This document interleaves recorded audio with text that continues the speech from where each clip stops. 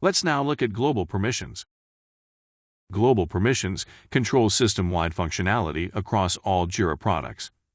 This means, for example, they grant groups of users the ability to administer Jira at mentioned users or share filters with other users.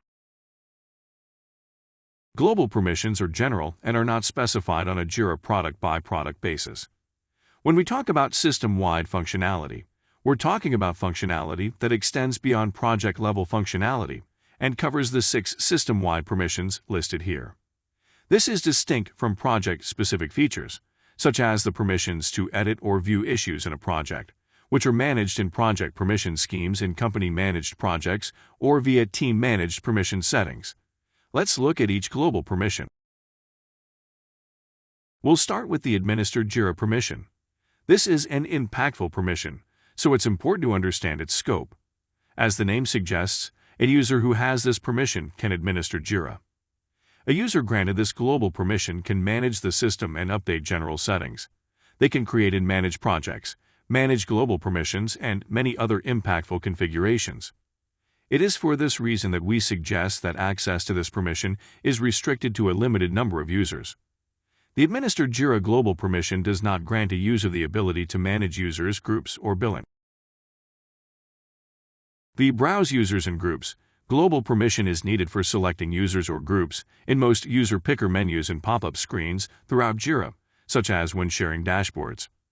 Users that you grant the Browse Users and Groups global permission to can see everyone else, which is a security consideration if Jira is accessible externally.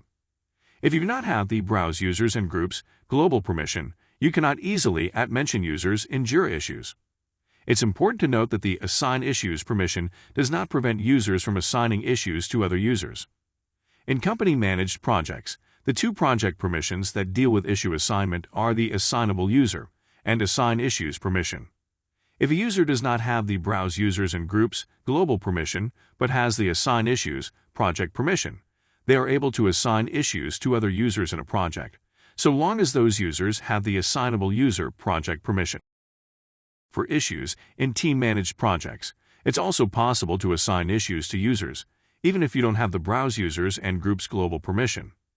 The ability to be assigned or assign issues will depend on the access to the project and the assigner and assignee's role in the project. The Share Dashboards and Filters global permission enables users to share a filter or dashboard globally or with groups of users. This global permission does not prevent users from creating either dashboards or filters, it just prevents users from sharing them. The Manage Group Filter Subscriptions global permission lets users create and delete group filter subscriptions.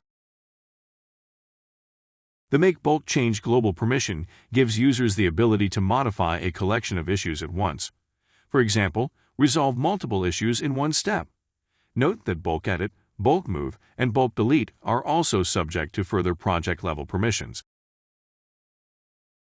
The Create Team-Managed Projects permission allows users to create a team-managed project. Note that the user must also have Jira Software product access in order to create a team-managed project.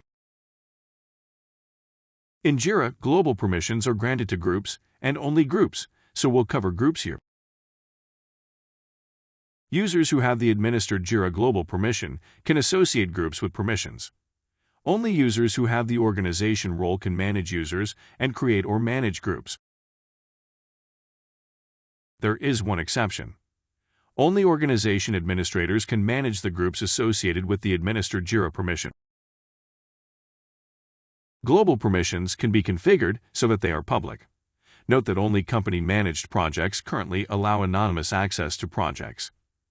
If you also allow anonymous access to a company-managed project, anonymous users could potentially start interacting in ways that you would not want them to. For example, mentioning other users. In this global permissions use case, 10 consultants have recently joined the team. Leo needs them to be able to create and share dashboards. If you would like to walk through the use case, you can follow it using the PDF solution guide that we provided. Mika locates SUP 123, an issue in the support project. He updates the priority to critical and then attempts to add mention Joni. He is unable to do so. What permissions do you think could have caused this problem? Choose 2 from the list below. A. Mika needs browse users and groups global permission. B.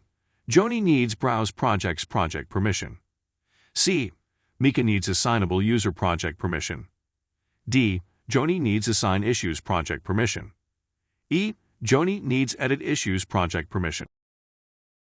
The answers are A and B.